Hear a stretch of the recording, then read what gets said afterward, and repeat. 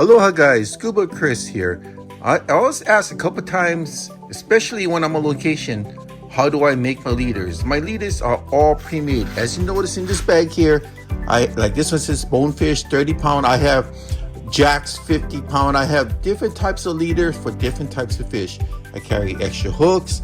I carry extra line strains, different types of companies of line that I normally use. Now, normally I use Seaguar. I like Seaguar because every year when we have the product shows, I do like the guy from Seaguar.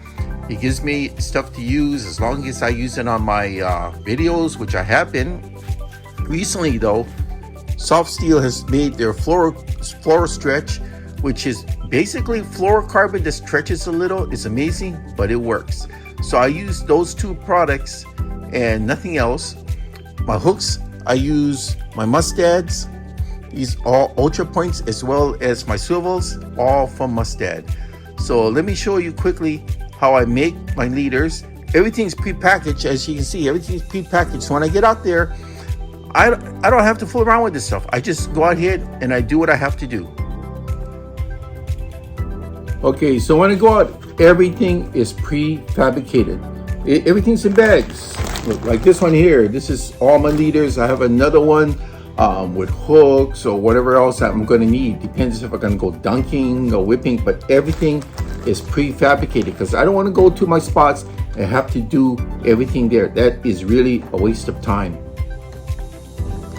So here's a good example. In this bag, got a separate bag here. This represents ring hooks. So as you can see, everything pre-made, pre-fabricated, ready to go. Now this is the type of leader system I like. I like the surgeon's double loop knot at the end here, and this one here is just it's been crimped to a regular type of double twist knot. So you know, this is meant for more heavy duty. But let me show you what I do basically for like bonefish, because bonefish is what I'm recently targeting. By the way, I'm sorry, Flemish eye. When you want to do my 2.5 turns, that's a Flemish eye with a crimp on it. Those are pretty powerful.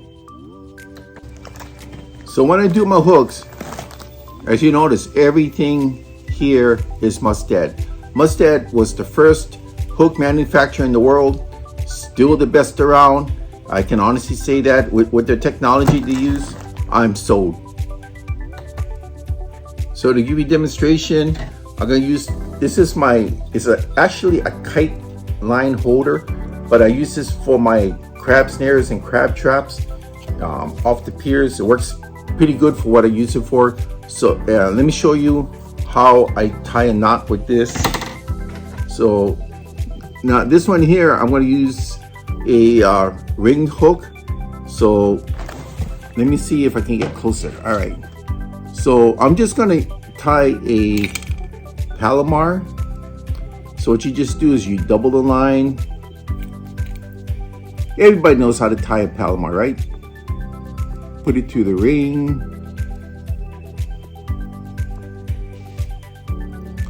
Like so. See that? Swing it around. That's how it's gonna look like. Put it through the whole thing. Pull it through, cinch it up. Now you can modify this. I showed how I modify by going through this twice with monofilament line. That works very well. In fact, a lot of my friends caught on to it. They said they like my style where I go through this process twice. Twice meaning you can put this loop through the hook twice, or put it around this twice.